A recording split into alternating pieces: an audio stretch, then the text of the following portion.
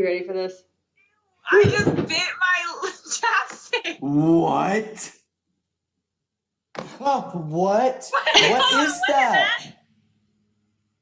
It's a puppet. I got it at the Renaissance Festival like years ago. That's straight up scary. Owl like a cat? What? I think it's a cat, Oh my gosh. and that's so crazy. That's what I'm wearing today. I know. You're the ultimate puppet master. Hello, everyone, and welcome back to Reliving Childhood. I am Carly. I'm Sierra. I'm Noah. And this is, I forget, I named it a long time ago. This is my puppet because we were about to watch Puppet Master.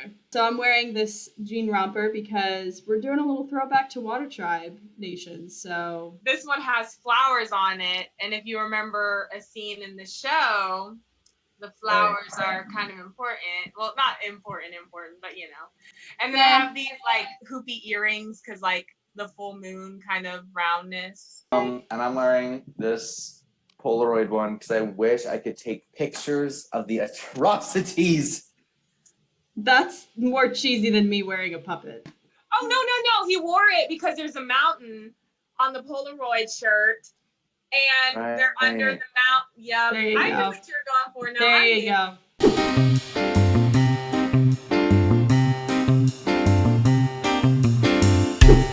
Do you guys remember your like initial reaction to this episode when you first watched it?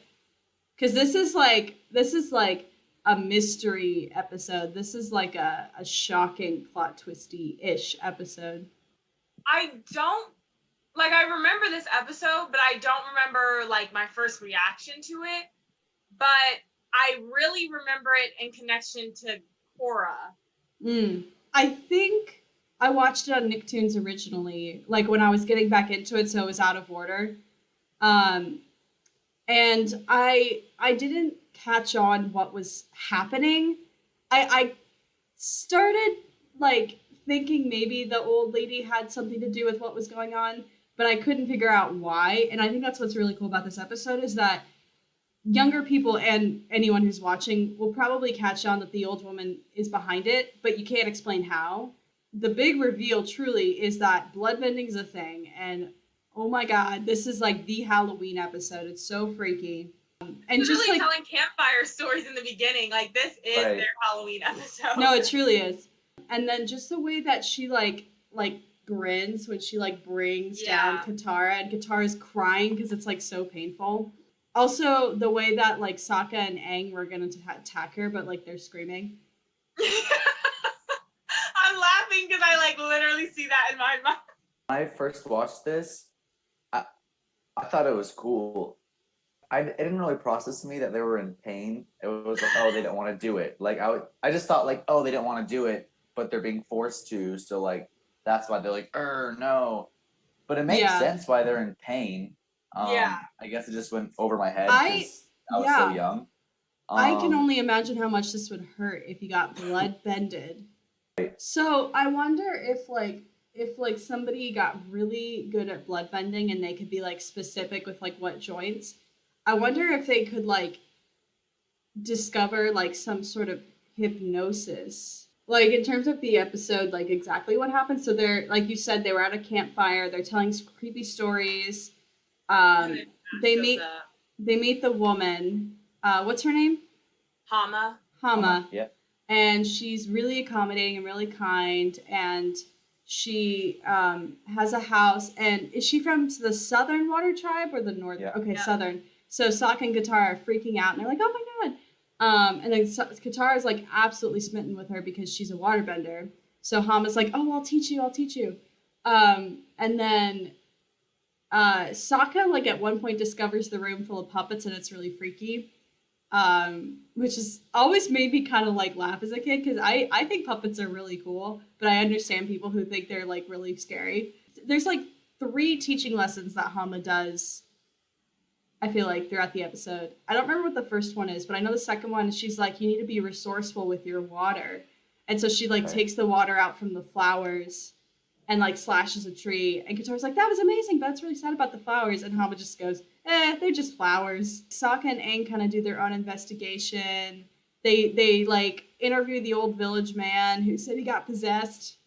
What is his name? I'm getting like Old Man Jenkins, but I feel like that's I mean, you could probably just call him that, honestly.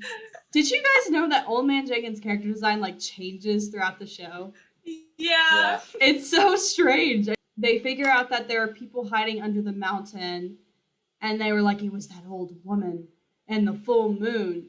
And then it's the full moon that night, ironically. And then there's that the creepiest shot in this episode is Hama, like, extreme close up, and she's looking at the moon. She's like, I've never felt more alive. And her eyes are super squinty. That's the creepiest part for me, honestly. And then Katara finds out. I think, honestly, Hama's backstory is probably like top 3 for me for Avatar. She's like, gives me Jet vibes, honestly. I agree. Yeah, most definitely. Because wasn't Jet's his village was killed, right? We never really find out his exactly. parents were killed. His parents. Yeah. Yeah, I kind of think her backstory is. I agree with you. One of the coolest, because it's like she was a prisoner and then she created this new form of bending to get out, like Toph, but. Also, Hama's is a lot scarier and crazier. Kara does the dumb thing where she's like, no, I won't do it before Hama teaches her how to do it. So, of course, she gets bloodbended. She starts crying. I'm like, what were you? I know you're being like, stoic, but like, what do you expect? And Aang and Sokka are like, stop. And then they have to fight her. And then the only way Katara can stop her is if she bloodbends Hama. So then they arrest Hama. And Hama's like, congratulations, Katara. You're a waterbender. And then Katara just starts, I said Kara. Then Katara just starts crying. I'm just like, okay, I know that's sad, but also like, come on. But that's like a good ass thing that like, we're in war, honey. Right. You know, like, bloodbending's helpful. So they were also, we already talked about how they were telling the ghost stories in the beginning, but Katara was like, this one's real, and it's about their mom like hearing one of her friends like saying, I'm so cold, and like that was one of the ghost stories, and then Hama ended up hearing it, and that's how she knew they were Southern Water Tribe. But Toph is like, I hear screaming from the mountain, and they're like, okay, Toph, stop joking around. And she's like, no, I'm serious. And then that's when Hama just pops out of nowhere, and they're like, what the heck, girl? So like they heard the scream. Well, Toph heard the screaming, and then Hama's like, "Oh, I want to make you guys like a Southern Water Tribe meal." So they go to the market, and this guy's like, "Oh, we're out of this vegetable or whatever," because he doesn't want to send another guy to go get them because it's going to be a full moon. And they're like, "What's the big deal about a full moon?" And she was like, "Whenever there's a full moon, like someone always takes it." And then when they go to talk to the old man, Sokka and Aang, he's like, the moon is a loving spirit or something, because like the old man's like the moon's evil or something. Right. They find like a secret like a door, right? Because the puppets are in like a little cabinet that they see because they like want to snoop around because they feel like Hama's evil. But Sokka's the only one saying that. Like Katara really likes her. And they find this room that's locked, and so Toph uses her bracelet, like the meteor, to make a key. And then the only thing in the room is a little box. And Hama, like, sees them. Like, and they're like, oh, we're so sorry. And she's like, if you really want it, like, this is her most prized possession. And it's like a little comb from the Southern Water Tribe. Toph hears the screaming again. So she goes to find them and she starts letting them out. And then when they find out that Hama's behind it, then Sokka and Aang go to save her. Well, like, save Katara. She has a knife. Sokka's knife is in his hand. So, like, she has Aang and Sokka going towards each other. So obviously, like, Sokka would just stab Aang. I don't even know what Hama really thought. Like, I mean, at the end of the day, she just wanted her to be a bloodbender. But I'm like, girl, Katara is only 14 damn years old. Like, this moon also makes her strong. Like, stronger than you, girl. Where the fuck is Appa? It's crazy how much she's grown over this series. And especially in this episode. We honestly see her grow as a bender more than Aang. Yeah, like, she has the best bending arc. Yes, I totally agree. Because like Toph is already badass, and she just always is, and she just like figures out metal bending like in an hour, basically. Let's be honest. And then like Zuko, like he'll have a pitfall, another pitfall of many that we'll see later. but like he gets stronger. But like Katara, like you literally see like the different styles and how she reacts to them and like how she's getting better. A very special episode today. We have 2 guests this time. One of them is a very near and dear friend. I feel like I say that for everyone, but like this is my girl. Like I love her. She is super funny. She always brings out the best and worst in me. She is in my class. She's in my grade. She is Isabella. And then the other guest, he and I studied abroad together with the Hope After Hate project, and he is a recent college grad as a film major. So please welcome Isabella and Skylar. And they're also right below me. Like literally right now. But like, yeah, a little diagonal. Hello. What's up? Hello. What's up? Are you guys literally right below Noah right now? Like, yeah. That is so funny. Yeah. I wore a puppet today because the episode is called Puppet Master. Oh my god. It's pretty freaky. So have you guys seen Avatar before? Like, or is everything completely new? Like, how familiar are you with Avatar? I have, over the course of my entire life, I've probably seen like three-minute snippets from other people watching it. All I know is a lot of people around me love it. I kind of feel out of the know now because it seems like everyone like hypes it up a lot. Definitely. Still time? Yeah, never too late to join the fandom. The cult. Literally, I was like, Honestly, oh, kind of. wait.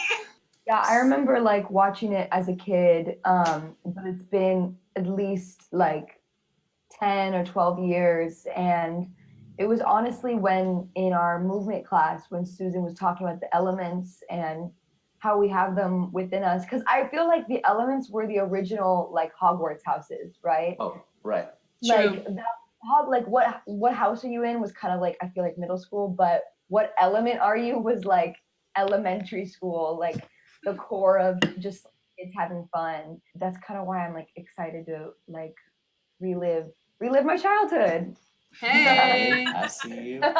I noticed, at least with this show, because so many people do like it, I've noticed it's kind of like a reversal of what I know about most like shows we grew up with, because I know for the most part we'll have so much nostalgia for it and we'll come back to it as adults and then we'll be like, well, that didn't hold up. But it seems like this is like the reverse effect, it seems like. So that's like very interesting to like perceive from the outside. Are you guys like Harry Potter people at all? Carly, I'm so glad you asked.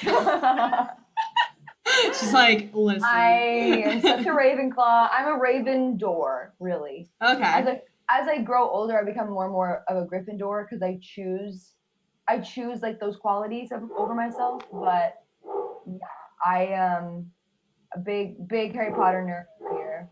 Isabella, what would you say we were? Yeah. Oh, incredible question. I don't know if I would call him this, but I think that he would self-identify as a Slytherin. When I first took the test or whatever, I got Slytherin, and I was like, hell yeah. See, I'm torn with you. I think you're probably between a Ravenclaw and a Hufflepuff because I feel like you're very loyal, but you're also incredibly intelligent and you stay curious. Ooh. If that makes sense? Yeah, people like literally would bully me when I was younger. Be like, oh, you're just a Hufflepuff. And I'm like, I'll take it. Hufflepuffs are Rude. loyal. I know. Put Like, some badgers are respect on cool. some Hufflepuffs. Yeah, like badgers are cool. Like, And then Sierra, obviously, this is complicated. You have some ambition in you, so you have some Slytherin. Okay. But I also feel like, I could make a case for everything, but I'm gonna go that you're a Gryffindor with a hint of like ambitious Slytherin. What's a Gryffindor? I've never seen Harry Potter. It's like bravery, courage. Right. Loyalty. it's kind of the main. It's kind of the main one, right? Because that's where Harry Potter goes.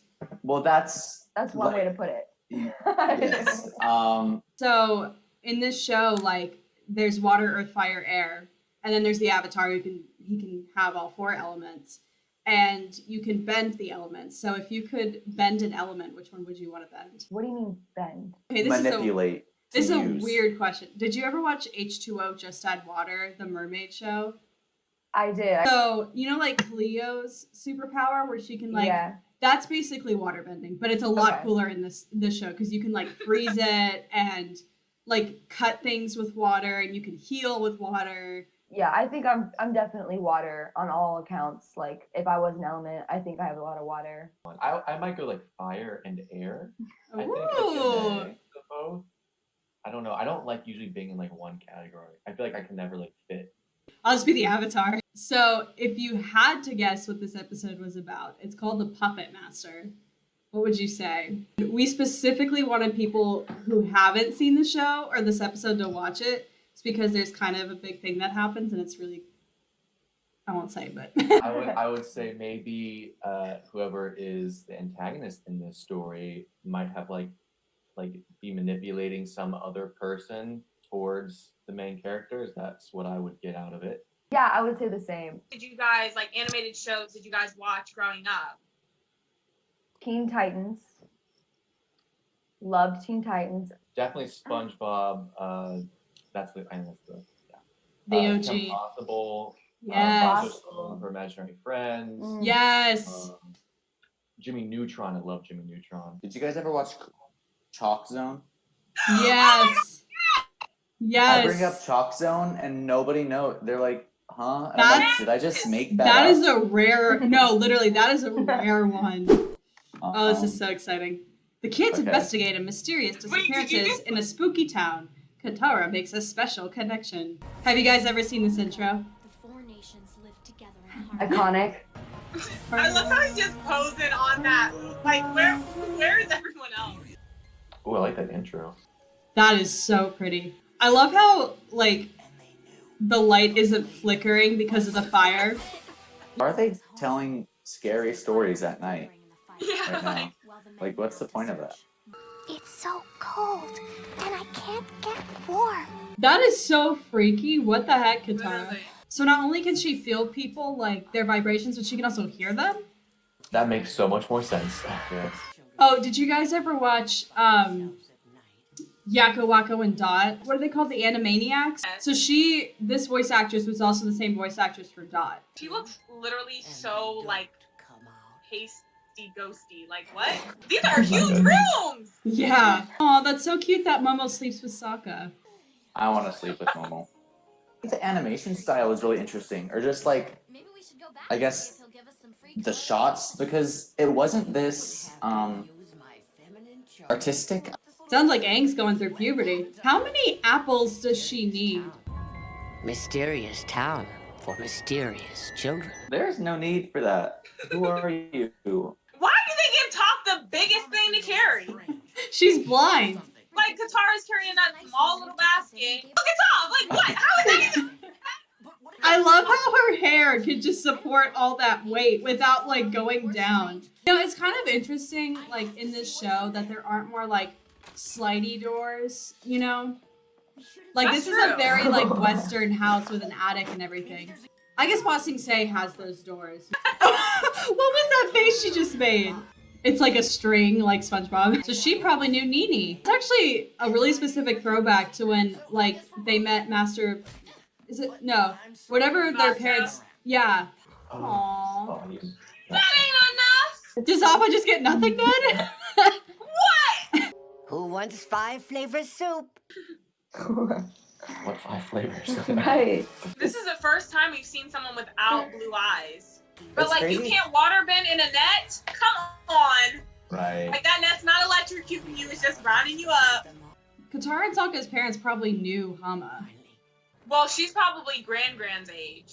It's also kind of crazy seeing how big the Southern Water Tribe was. You just look we did not need that angle. Right.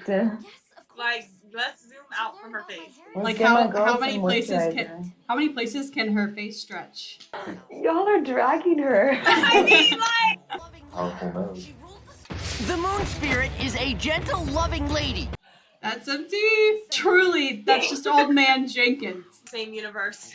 I met a waterbender who lived in a swamp. This is not story time, honey. Like, Right. everything Hama says, she's like, I have another story for that. Jeez. Whoa. And that's why we're at in the environment. Right. Right. two master waterbenders beneath a full moon, I don't think we have anything to worry about. Foreshadowing? Right. Who knows? He really has Old Man Jenkins energy. What if waterbenders control people because they're like 90% water? I could be totally wrong. Oh, that music is so creepy. If I was that old man, I would have been like, how'd you hear it? She's got a lot of hair for her age. Right. Hold up. Why are you now standing up straight, girl? Uh-oh. You should look it. Yes, Metalbender. She got a lot of people.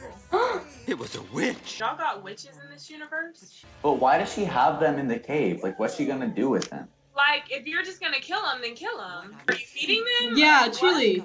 That's horrible. Oh. Okay, but that's a hybrid too. It's like a elephant rat.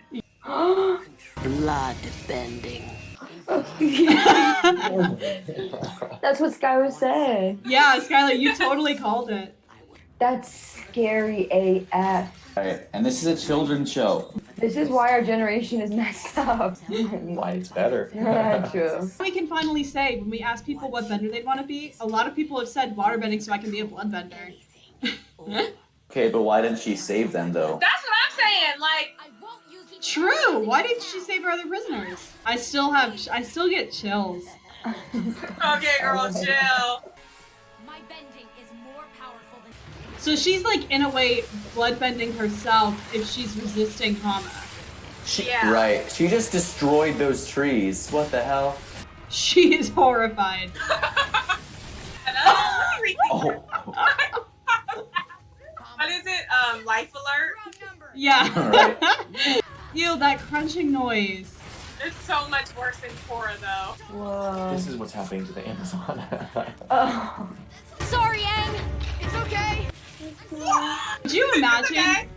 Could you imagine if you could bloodbend to Bender and then somehow get them to bend? Right.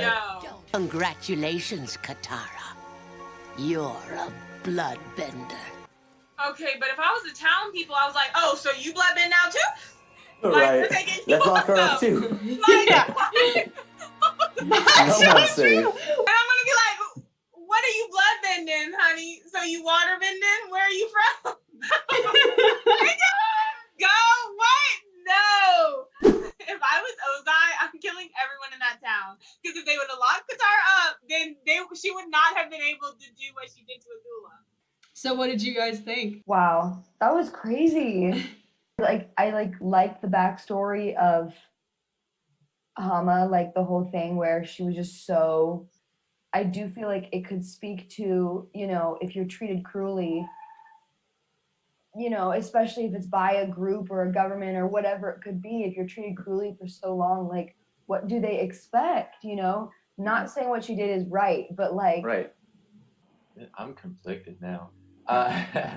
Because like growing up, like I guess I was just snobby. I just didn't like the animation. That was why I was never interested in it, and kind of bitter a little bit because I always hated when they like dumbed down like cartoons or any kids show. Like I would watch it, Right. like I can understand if it's like not put to a lower level, and I feel like this is like anyone can watch it. Mm-hmm.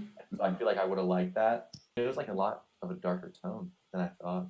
This episode is very different, like darker than the others. This isn't even the darkest it goes. The creepiest episode for sure. Like, this is probably what they'd play at Halloween. But like, the other episodes are more like thoughtful, deep. I feel like there's so much you could draw from that and, like synthesize it with now or not. You could also just take it as a fable, as a story. I also forgot about the themes in the show of like heritage and the specific tribes and what that means. I do like that theme a lot because where you come from matters. Either it has no part in, like your current life, or whether you turned away from it or embraced it or whatever it is, like it just matters. And I also like the moment when they realized they were from the same subsect or the same tribe. You guys are gonna keep watching? I would actually honestly be down. Yeah, now that I have Netflix, this is making me rethink a little bit But because I've Me had too. friends try to get me to watch it, I'm like, no, I don't. I'm sure John has like constantly John tried. has ripped me because I told him I never watched it. I don't know if you know this, Skylar, but M. Night Shyamalan made a really horrible live action version of Avatar. Oh, I have heard. I didn't know. Yeah, it's awful. Everybody who likes it's a the lot. show, Yeah, it's a lot. If you watch the show, for some reason they have the movie on Netflix as well. So if you want to watch it, Hama is like, she's gone. Mm-hmm. You know, I don't know if she comes back, but I assume she's probably gone for the most part. But the whole fact that like Katara is a bloodbender now, like I don't know, Right. that was just very interesting because she looked ashamed, and it kind of is like, I feel like that could be applied in many ways of like, you know, if you because she stood up for justice, like she stood her part, but at the end of the day, to defeat, you know, she had to do things she wouldn't necessarily do, and it's kind of like that residual, like I don't know, I'm like wording it horribly, but I feel like that could be applied to a lot of things. Going that note, I feel like this is like my prediction, but I feel like in the future she might have to use that ability for good, but like I feel like she's gonna like struggle with it. Thank you guys for coming, chilling Thank with you us. for having us. It was so fun. Guys. Yeah. Bye. Till next episode. Congratulations, Katara.